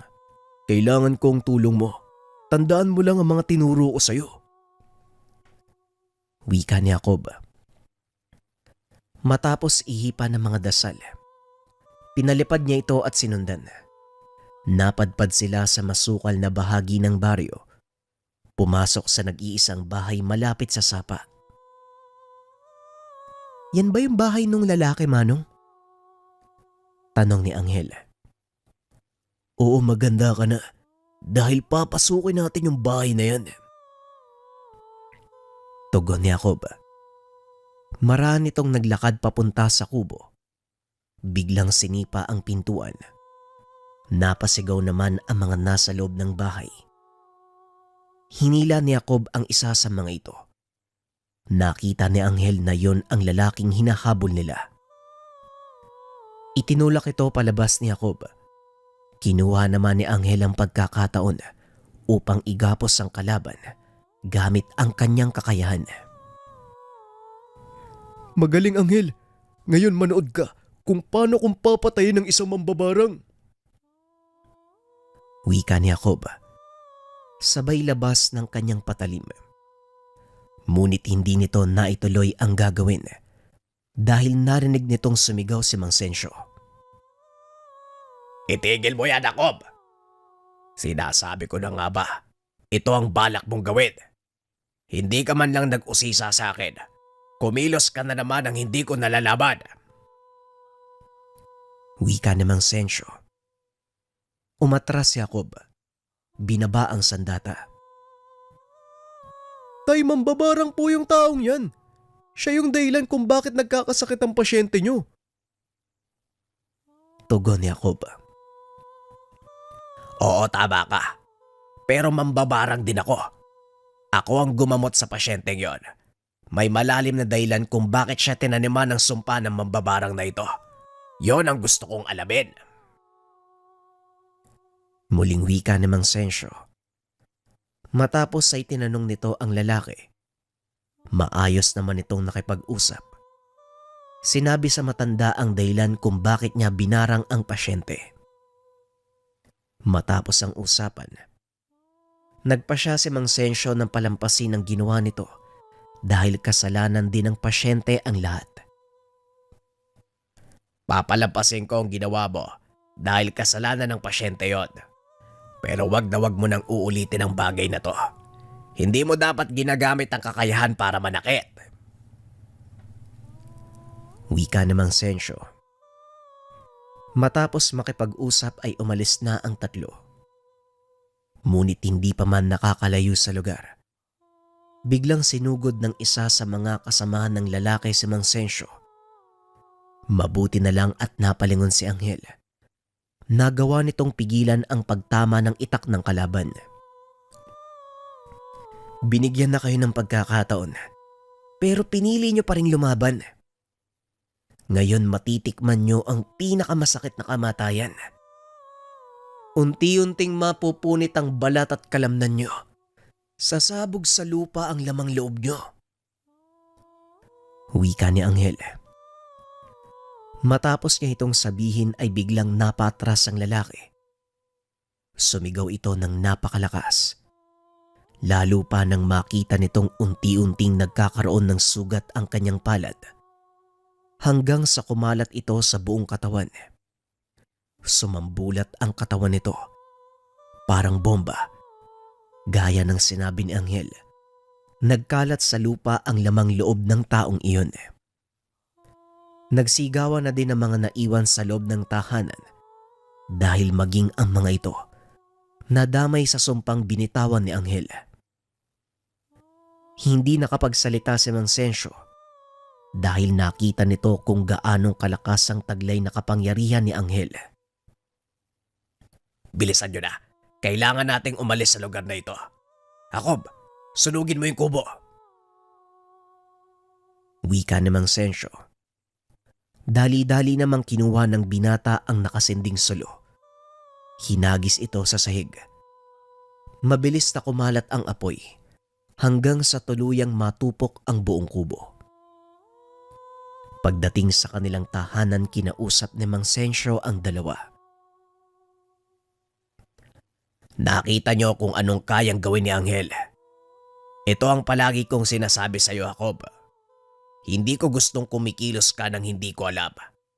Paano na lang kung wala ako doon? Hindi lang ang mga mambabarang ang maaaring mapahamak, kundi ang lahat ng mga elementong makakarinig ng binitawang sumpa ni Anghel. Wika ni Mang Sensyo. Ngayon po naiintindihan ko na, tay. Alam ko na kung bakit hindi dapat basta-basta magbibigay ng sumpa si Anghel. Nagkakatotoo kaagad yung sinasabi niya eh. Wika ni Jacob. Huwag niyo na pong pagalitan si Manong Jacob, tiyo. Sinadya ko pong gawin yun eh. At hindi po dahil sa galit. Nakita ko po na binigyan niyo ng pagkakataon yung mga mambabarang pero pinili pa rin nilang mamatay. Kaya binigay ko po sa kanila ang karapat-dapat na parusa. Kontrolado ko po yung kakayahan ko. Alam ko po kung kailan ko gagamitin kaya wala po kayong dapat ipag-alala. Wika ni Anghel. Kahit na, Anghel, hindi mo alam ang takbo ng isip ng mga tao. Sa oras na malaman nilang may taglay kang kakayahan, mauulit lang ang nangyari 5 taon nang nakakaraan. Tugon ni Mang Sensyo. Bagay na naunawaan naman ni Anghel. Matapos ng kaganapan, pinakalma niya ang sarili. Ipinagpatuloy ng binata ang panggagamot. Kasama pa rin ng chewin. Dito nakita ni Mang Sensyo ang kabutihang taglay ng kakayahan ni Anghel. Ito ay nang minsang dalhin sa kanilang tahanan ang isang lalaki. Halos patay na ito. Butot balat na lamang. Hindi na makapagsalita. Inilahad ng asawa ng pasyente ang naganap. Napag-alaman ni Anghel na manlalason ang may kagagawan. Nakita din nito ang 2 maliliit na paslit na naging dahilan ng binata para muling gamitin ang kakayahan. Huwag po kayo mag-alala dahil simula sa araw na to, unti-unting manunumbalik ang lakas ng asawa niyo. Muli siya makakalakad. Magagawa ang mga bagay na ginagawa niya noon. Wika ni Anghel. Matapos hinawakan nito ang kamay ng pasyente. Dahil gabi na ng mga sandaling iyon, hindi na pinauwi ni Mang Sensyo ang mga ito. Kinabukasan laking gulat ng matanda dahil nakakapaglakad na ang pasyente ni Anghel. Bagaman hindi nagsasalita, napahanga ang matanda sa ginawa ng pamangkin. Dahil sa kaganapang iyon, lumaganap sa lahat ang kakayahang manggamot ng binata.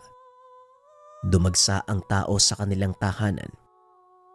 Hindi naman ito magawang tanggihan ni Mang Sensyo dahil sa sinumpaang tungkulin bilang manggagamot.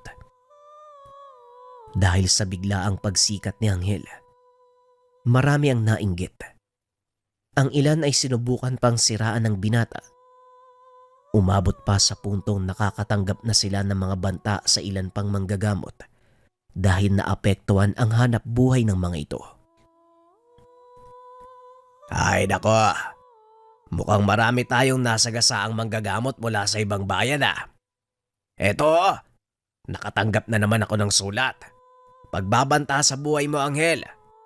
Kaya mag-iingat ka. Lalo na sa pag-alis ng mag-isa. Alam ko naman po yun. Kaya nga po mas gugustuhin ko na lang manatili dito sa bahay. Kahit alam kong kaya ko namang protektahan ng sarili ko. Ngunit kahit anong gawing pag-iwas, maging sa tahanan ni Mang Sensyo, dinadalaw sila ng mga manggagamot na malaki ang inggit kay Anghel. Nang minsang abala sa panggagamot si Anghel, biglang dumating ang isang matanda. Pinahinto nito ang ginagawa ng binata. Nagsalita sa harap ng napakaraming taong nag-aantay. Patuloy niyo pa rin tinatangkilik ang gawain ng binatang ito. Kahit alam niyo na may sa demonyo ang kanyang kapagyarihan. Hindi ba kayo nagtataka kung bakit ang bilis gumaling ng mga naging pasyente niya? Yun ay dahil inaalay ng binatang ito ang kapiraso ng kaluluwa niyo sa demonyo. Wika ng matanda. Napatayo si Mang Sensyo sa sinabi nito. Nakatitig lang ito kay Anghel habang pinakikiramdaman ang magiging kilos ng pamangkin. Nanatiling kalmado si Anghel sa kabila ng mga kasinungalingan ng matanda. Nakipag-usap pa din ito ng maayos. Hanggat maaari po, iwasan niyo ang maling impormasyon. Hindi totoo ang sinasabi niyo at kaya kong patunayan yun. Kaya pakiusap, umalis na po kayo bago pa lumala ang sitwasyon. Aba, ayos ka rin ah. Pinagbabantaan mo ba ako? Kaya ko ding patunayan ang sinasabi ko. Kung gusto mo, magsubukan tayo ngayon eh. Walang problema, handa akong harapin ka. Dahil isa sa mga katungkulan ko, ang puksain ng mga demonyong nagkalat sa ibabaw ng lupa. Sa pagkakataong iyon si Mang Sensyo na ang sumagot. Subo-sobra ka na, Karyo.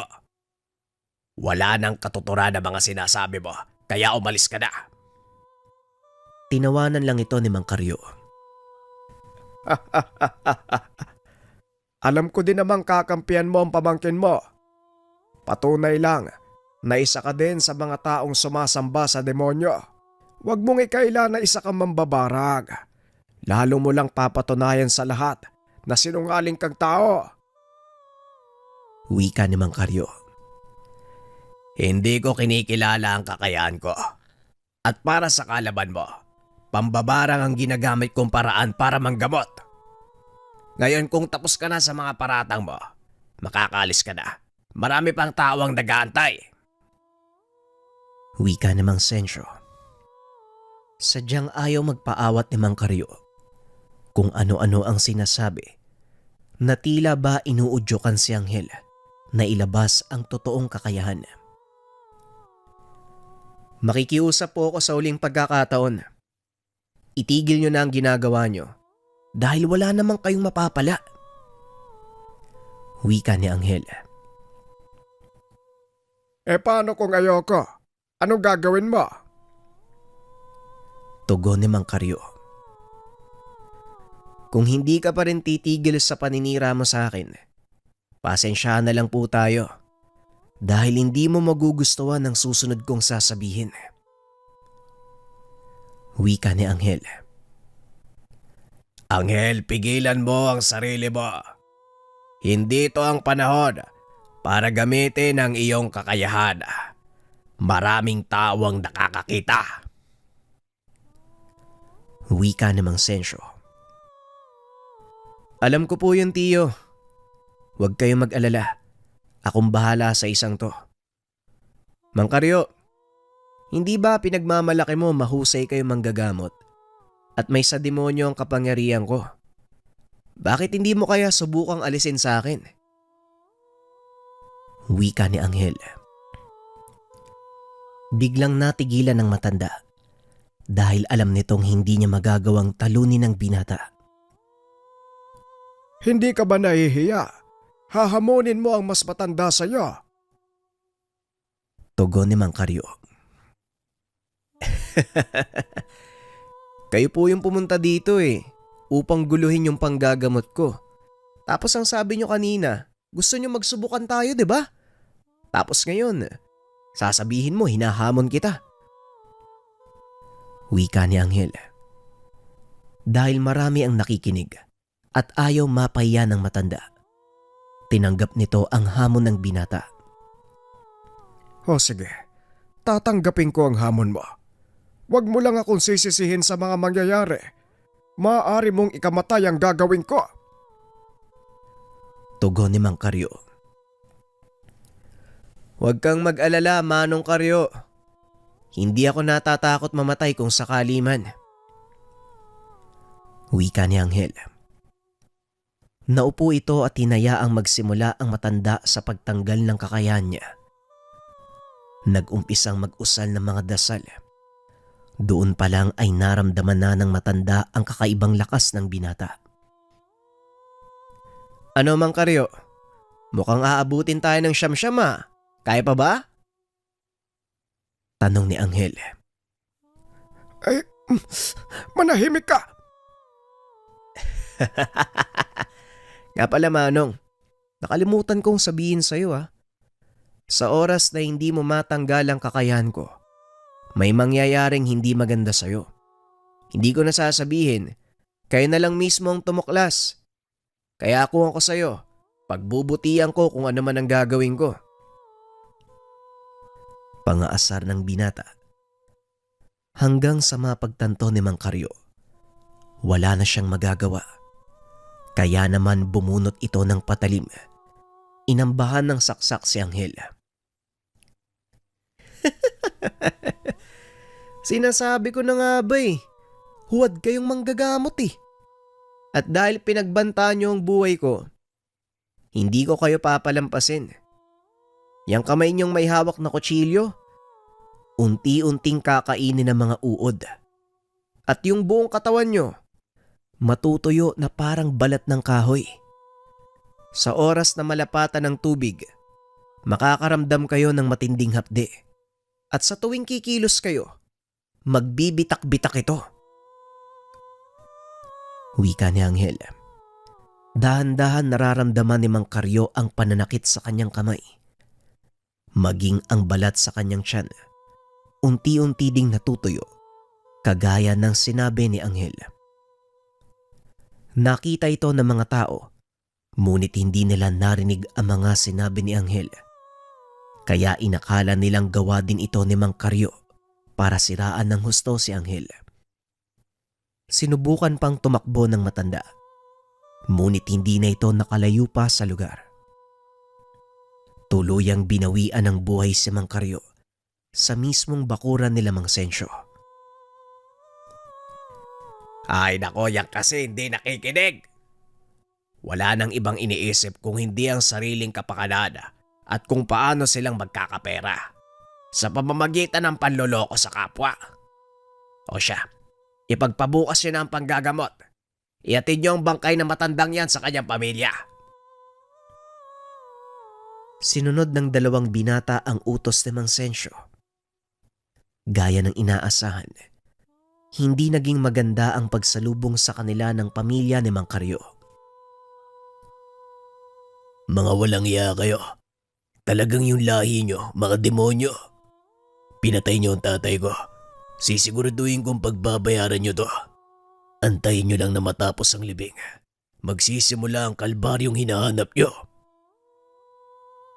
Wika ni Totong, anak ni Mang Karyo. Matapos ang usapan, umuwi na ang dalawa. Ibinalita ang sinabi ng anak ni Mang Karyo. Normal lang ang ganong reaksyon. Normal na magalit sila. Pero kailangan nating pagandaan ang gagawin nila. Wika ni Mang Sensyo. Handa naman po ako sa gagawin nila Wala naman po tayong ginawang mali. Kasalanan din ng matandang yun yung lahat Tugon ni Anghel. Ang masama pa nito, hindi natin alam ang kanilang gagawin. Kaya Anghel, hanggat maaari, huwag ka munang magpapakita sa maraming tao. Wika ni Jacob. Matagal na ako nagtatago sa mga tao dahil sa takot na makasakit Siguro oras na para sila naman ang matakot sa akin. Tama na ang pagpipigil. Wika ng binata. Hindi na nagawang magsalita ng Mang Sensyo. Alam niyang tama ang sinabi nito. Matagal niyang pinigilan ang sarili na gumante sa lahat ng masasakit na ginawa sa kanya ng mga tao noong kabataan. Makalipas ang ilang araw, tinupad ng pamilya ni Mang Karyo ang sinabi. Hindi tumanggap ng pasyente si Mang Sensyo dahil na din sa banta ng panganib. Nabalitaan ni Mang Sensyo, nakakatapos lang ng libing ni Mang Karyo. Nagtitipo na ang mga kaanak nito. Maganda na kayong dalawa. Papunta na dito ang angkan ni Karyo. Talagang hindi sila titigil hanggat hindi ka napapatay, Anghel. Wika ni Mang Sensyo. Kung balak nilang saktan ako, edi ngayon pa lang, bawasan na natin ang bilang nila. Wika ng binata. Naglakad ito palabas ng tahanan para salubungin ang puwersa ng mga kaanak ni Mang Karyo sa pangunguna ng anak nitong si Totong. Nang masipat ng binata ang pangkat, kaagad itong nagbitaw ng sumpa. Isa-isa kayong babagsak at makakatulog. Paggising nyo, mabubura ang lahat ng mga alaala nyo. Wika ng binata. Isa-isang natumba ang mga kaanak ni Karyo, maliban sa anak nitong si Totong. Totoo ngang may sa demonyo ka, kagaya ng sinabi nila. Pero pasensya na, hindi ako kasing hina ng tatay ko. Wika ni Totong, sabay bunot ng itak. Sinalubong naman ito ni Jacob. Sandali lang, Totong. Hindi ka dapat magpadala sa galit mo eh. Isipin mo kung ano ang ginawa ng iyong ama at kung bakit tumantong tayo sa ganito. Wika ni Jacob. Hindi ako magkakaganito kung hindi niyo pinatay ang tatay ko. Kaya wala kayong karapatang pagsabihan ako ng dapat kong gawin. Iisa lang ang nasa isip ko ngayon. Yun ay mapagiganti ang kanyang kamatayan. Tugon ni Totong sabay tulak kay Jacob. Nagulat naman ang binata. Hindi nito inaasahan ang lakas sa taglay ng kalaban. Huwag kang magpapahuli sa kanya, Anghel. Hindi mo kakayanin ng pisikal na atake. Masyadong malakas para sa'yo. Wika ni Jacob. Ngunit lingid sa kalaman nito, napaghandaan ni Anghel ang gagawin ni Totong. Ginamit nito ang sariling kakayahan upang palakasin ang katawan at pataasin ang antas ng pisikal na atake. Bagay na minsan ay hindi inakala ni Mang Sensyo na magagawa ng binata. Sinalubong ni Anghel ang mga suntok ni Totong. Nakipaglaban ito gamit ang pisikal na lakas. Halos pantay lang ang kakayahan ng dalawa. Nagagawang makipagsabayan ni Anghel sa lakas ni Totong. Ngunit may limitasyon ang ginawa nito. Kailangan niyang tapusin ang laban sa loob ng 15 minuto. Kung hindi ay maaari siyang mapatay ni Totong. Ramdam ni Anghel ang galit ng katunggali sa bawat atake. Kaya naman gumawa ng paraan ng binata para kahit papano magkaroon siya ng lamang sa laban. Hinawakan nito sa kamay si Totong at nagsalita. Mabubura ang galit sa puso mo at mapapalitan ng pag-unawa. Biglang tumigil sa pag-atake si Totong. Umatras palayo kay Anghel. Si tatay ang isa sa mga taong tinitingala ko. Pati na rin iniidolo. Pero hindi niya naisip yun. Naging mapagmataas si tatay. Simula nang makilala siya bilang manggagamot. Nakaramdam siya ng inggit ng mga panahong unti-unti kang nakikilala ng lahat. At siya naman ang dahan-dahang nakakalimutan.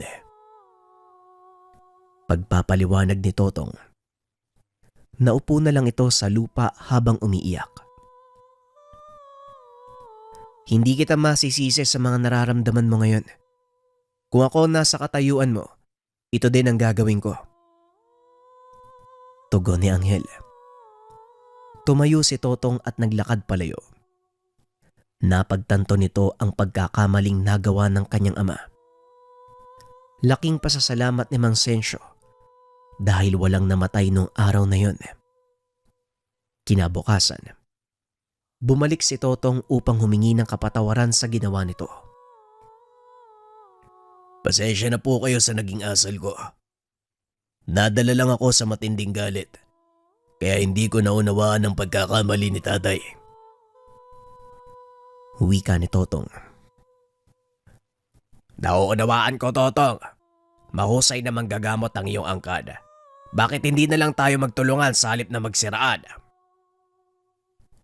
Wika ni Mang Sensyo. Yan din po ang isa sa mga pakay ko. Nais kong makipag-isa sa inyong layunin. Ayoko matulad kay tatay. na ginagamit ang kakayahan para sa salapi. Muling wika ni Totong. Yun na nga ang naging simula ng isang magandang samahan. Itinago ng angkan ni Totong ang nangyari habang nakikipagtulungan kay Mang Sensyo. Mas lumawak ang kanilang saklaw. Nagawa nilang makapaglakbay sa iba't ibang lugar sa bansa. Nakarating pa si Anghel sa lugar ng Roma. Itinuring na lehitimong himala ang kakayahan ng binata dahil na din sa mga pagpapatunay ng mga taong natulungan nito. Sa paglipas ng panahon, unti-unting humina ang katawan ni Anghel. Walang nakakaalam ng totoong pangyayari sa biglaan nitong pagkamatay. Sa isip-isip ni Jacob, ginawa iyon ng binata upang tuluyan ng putulin sa kanyang henerasyon ang malasumpang kapangyarihan. Hindi rin nagkaroon ng pagkakataong magkaanak si Anghel. Bagay na pinasalamatan naman ni Mang Sensyo dahil kung nagkataon, isang paslit na gaya ng ama ang kanyang aalagaan. Hindi man naging malinaw ang totoong dahilan ng kamatayan ni Anghel. Malakas ang kutob ni Jacob na ginamit ni Anghel ang sariling kakayahan para tuluyang makapagpahinga. Sa kasalukuyan, wala nang ibang nakakaalam ng kakayahan ni Anghel. Bukod tangi ito sa lahat ng mga abilidad na nakukuha ng isang tao mula sa mutya o hindi kaya naman pag-aaral ng lihim na karunungan. Lumipas ang maraming taon, tuluyan ang nakalimutan ang tungkol kay Anghel.